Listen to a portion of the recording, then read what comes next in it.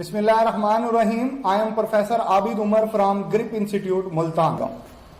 देखो बेटा, आप जानते हो कि किडनी में यूरिन बनता है और सारे वेस्ट जो है वो वाया यूरिन जो है वो ब्लड में से अलग किया जाता है। अब ये कैसे होता है? इसका सबसे पहला जो स्टेप होता है बेटा, ये 3 स्टेप में ये प्रोसेस होता है। सबसे पहला स्टेप होता है, उसको कहते हैं अल्ट्रा फिल्ट्रेशन, यानी ब्लड फिल्टर होगा कि जो ब्लड किडनी को आता है वो ये सारे का सारा काम किडनी के अंदर मैंने आपको बताया था कि नेफ्रॉन परफॉर्म करता है। अब ये नेफ्रॉन कैसे परफॉर्म करेगा इसको हम डिस्कस कर रहे थे। देखिए, पहली बात मैंने आपको कही कि ये सारे का सारा काम कौन कर रहा है? नेफ्रॉन कर रहा है।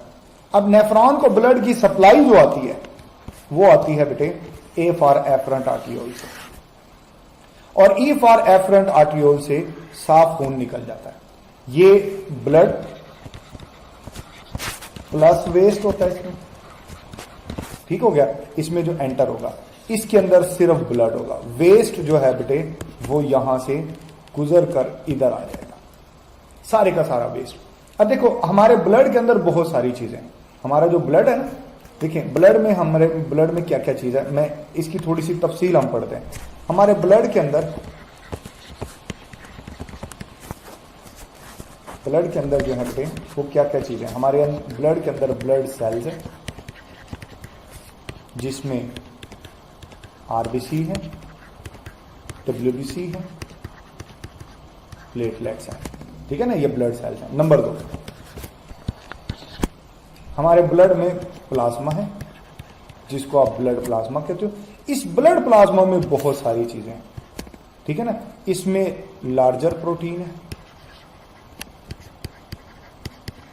प्रोटीन्स, ठीक है ना। लार्जर प्रोटीन्स में आप जानते हो एल्ब्यूमिन है, ग्लोबुलिन है, ठीक है ना, ग्लोबुलिन ये प्रोटीन है। स्मॉलर प्रोटीन्स है, प्रोटीन्स है जो कि बेसिकली अमीनो एसिड होते हैं,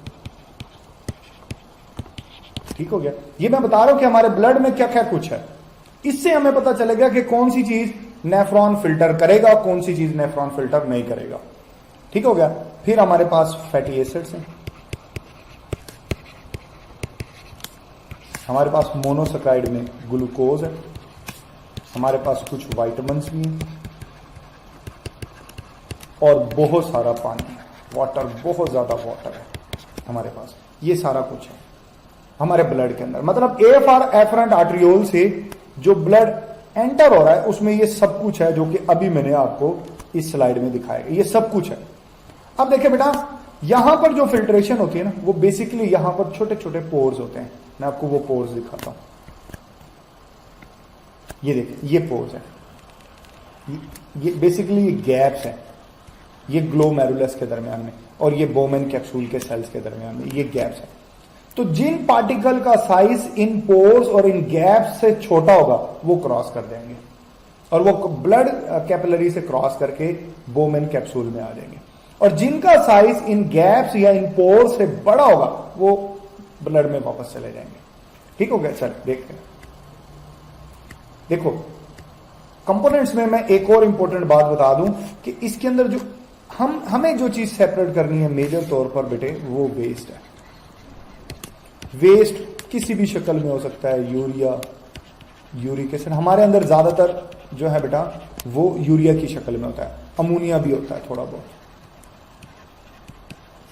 नाइट्रोजनस वेस्ट, लेकिन मोस्टली हम यूरिया की शक्ल में अपना वेस्ट रिलीज करते हैं। ये इनके पार्टिकल साइज बहुत छोटे होते हैं, ये सारे के सारा निकल जाएगा। देखिए आएगी ये चीजें, इनमें जो आरबीसीज है,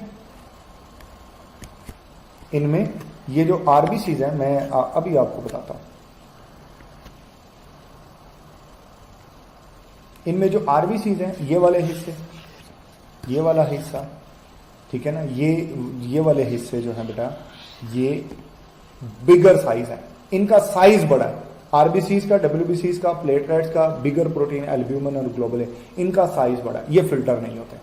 लेकिन fatty acid, amino acid, glucose और विटामिन, क्योंकि इनका साइज छोटा होता है ये फिल्टर हो जाते हैं। फिल्टर होने का मतलब है कि ये भी ब्लड के थ्रू जो है बेटा वो यहां आ जाएंगे। यहां यूरिया, अमोनिया, यूरिक एसिड और वाटर तो आता ही आता है, साथ में ये जो यूजफुल सब्सटेंस है, यूजफुल सब्सटेंस जिसके अंदर जो है बेटा वो ग्लूकोज है, अमाइनो एसिड है और जो कुछ वाइटामिन है वो भी आ जाते हैं। इससे यहां से पता लगता है कि ये जो फिल्ट्रेशन है बेटे ये नॉन सिलेक्टिव फिल्ट्रेशन है। ये कौन सी फिल्ट्रेशन है? ये नॉन सिलेक्टिव है, क्योंकि कुछ जरूरतमंद चीजें भी जो है बेटा वो यहां पर आ रही हैं, फिल्टर हो रही हैं। वो तो नहीं होनी चाहिए थी, वो तो ब्लड को चाहिए, ब्लड के साथ यहां से चली जानी चाहिए थी। जैसे आरबीसी चला गया, जैसे डब्ल्यूबीसी चला गया, जैसे बिगर प्रोटीन चली गई, उनका साइज बड़ा था, वो तो फिल्टर नहीं हुई, वो वापस चली गई ब्लड के। लेकिन ग्लूकोज, अमाइनो एसिड वगैरह वो बोमेन कैप्सूल के अंदर फिल्टर होकर आ गए। यहां से पता चला ये नॉन सिलेक्टिव है। ये वापस हो जाएंगे, बाद में वापस होंगे, लेकिन अभी ये फिलहाल फिल्ट्रेट के साथ जो है वो क्रॉस करके हमारे बोमेन कैप्सूल में अंदर एंटर हो जाएंगे। ठीक हो गया? अच्छा, अब एक बड़ा कॉमन आस्किंग क्वेश्चन है, मैं उसका जवाब देता हूं, थोड़ा कॉन्सेप्चुअल है। देखिए, पहले तो सवाल लिखता हूं कि सवाल क्या है। सवाल यह है बेटा कि why only the filtration occur in glomerulus. देखिए, ब्लड कैपिलरीज तो हमारी बॉडी में बहुत सारी है, ब्लड कैपिलरीज तो हमारी बॉडी में बहुत सारी होती है। फिर फिल्ट्रेशन सिर्फ जो है वो देखें, why only filtration of blood occurs in glomerulus।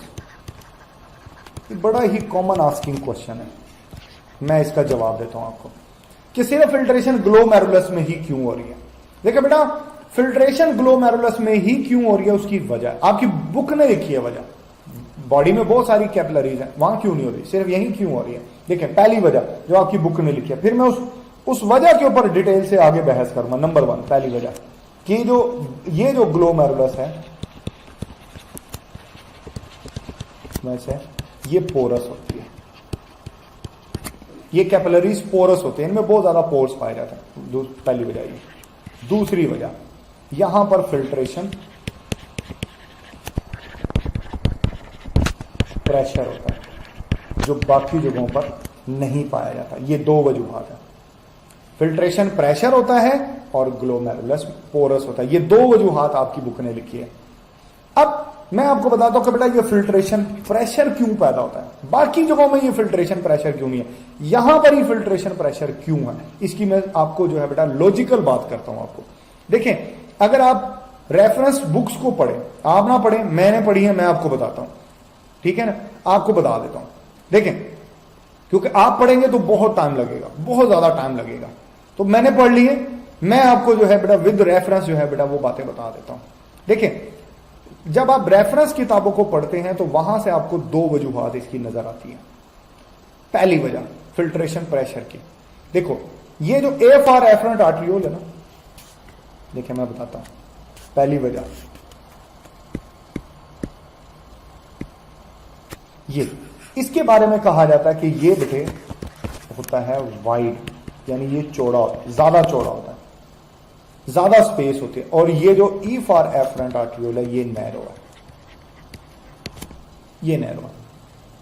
इससे क्या फर्क पड़ेगा, बिल्कुल इससे प्रेशर के ऊपर फर्क पड़ेगा। देखो, AFR एफरेंट आर्टरियोल के वाइड होने से, चौड़ा तो ज्यादा खून एंटर होगा, लेकिन EFR एफरेंट आर्टरियोल क्योंकि नैरो, कम ब्लड वापस जाएगा, यानी आ ज्यादा रहा है जा कम रहा है। तो इससे क्या होगा कि यहां पर ज्यादा प्रेशर ब्लड इकट्ठा हो जाएगा, जिससे ज्यादा प्रेशर बिल्टअप होता है। एक वजह यह है, क्या है कि EFR एफरेंट आर्टरियोल जो है वो नैरो है और AFR एफरेंट आर्टरियोल वाइड है, जिससे ज्यादा ब्लड आ जाता है, निकल कम पाता है। ज्यादा ब्लड के आ जाने की वजह से प्रेशर बिल्टअप हो जाता है और वो ब्लड फिल्टर हो जाता है, यहां से यहां चीजें फिल्टर होके आना शुरू हो जाती है।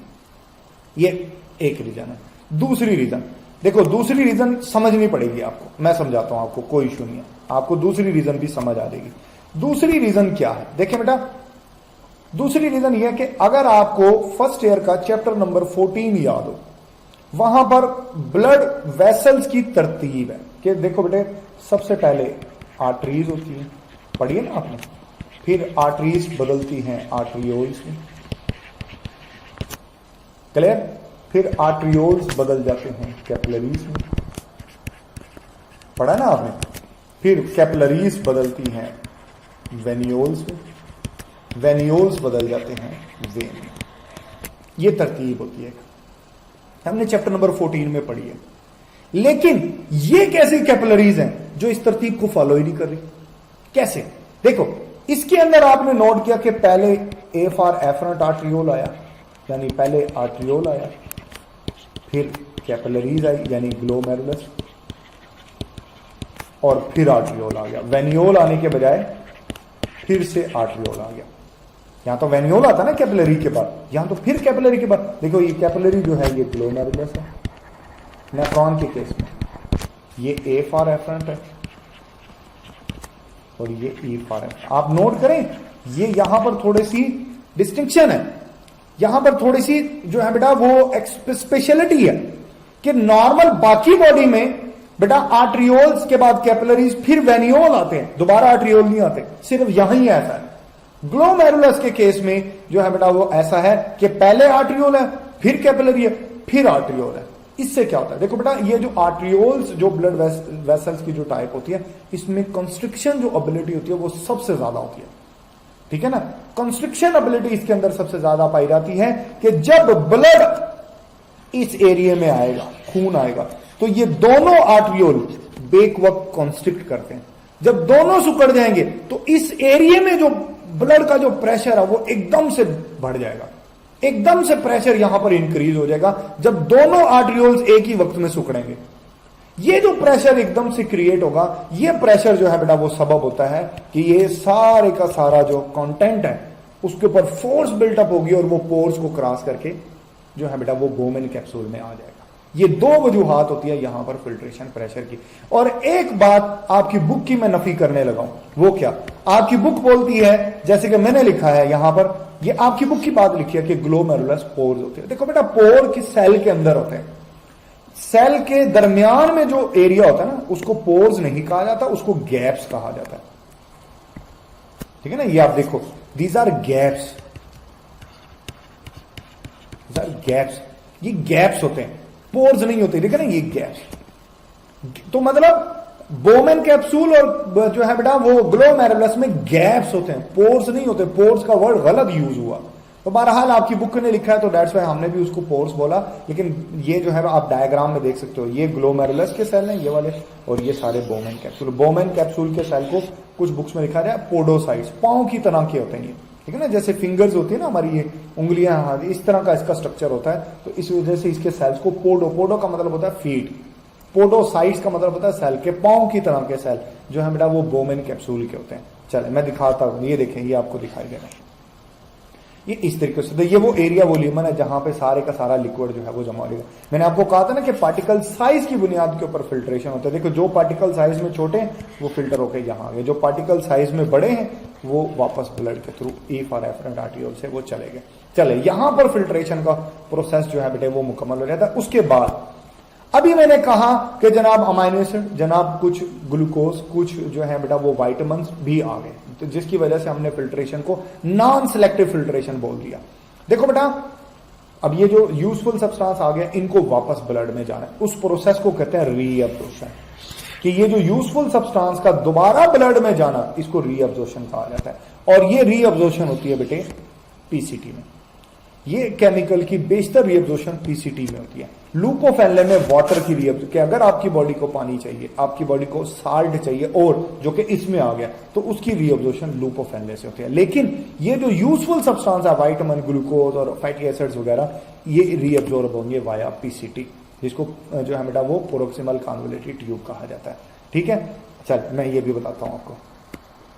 अब ये देखो, ये आपको एरिया दिखाई दे रहा है। ठीक है ना? ये एरिया आप जो है, चल मैं दिखाता हूं। देखें बेटा, क्या होता है, यहां पर जो है रीअब्जॉर्प्शन होती है। रीअब्जॉर्प्शन हो जाएगी जो भी ग्लोमेरुलर फिल्ट्रेट में, और ये पीसीटी से चीजें चली जाती हैं पेरीट्यूबुलर कैपिलरीज में। पेरीट्यूबुलर कैपिलरीज के अंदर सारी की सारी चीजें रीअब्सॉर्ब हो जाएंगी। आखिरी स्टेप इसका होता है बेटे सक्रीशन। सक्रीशन होता है, कुछ केमिकल्स सक्रीट होते हैं डीसीटी से। ठीक है ना? मैं डायग्राम आपको दिखाई थी, दोबारा दिखाता हूं। ये देखेंगे, डीसीटी और ये काम पेरीट्यूबुलर कैपिलरीज में होता है।